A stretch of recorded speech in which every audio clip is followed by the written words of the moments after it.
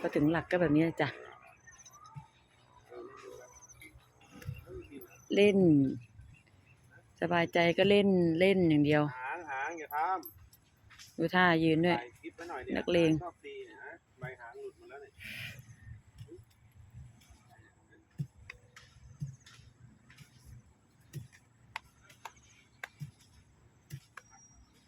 แม่ไม่กินเหรอสับปะรดเนี่ยครับเอาเลยครับ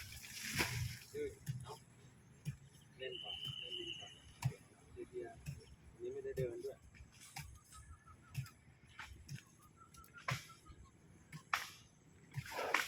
ซอยเดี๋ยวหางขาดซอยเยอะไม่เนาะเป็นไงเล่นดินโชว์หางก็ตีไปฟาดไปฟาดเข้าไปฟาดเข้าไปฟาดเข้าไปฟาดเข้าไปฟาดเข้าไปฟาดเข้าไปฟาดเข้าไปฟาดเข้าไป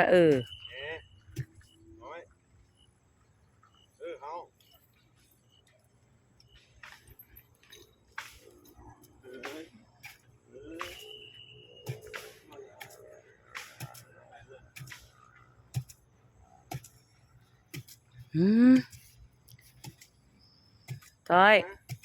กินได้หมดนะเด็ก4-5 หัวเนี่ยตอนเลือกประโยชน์ใหม่โอเค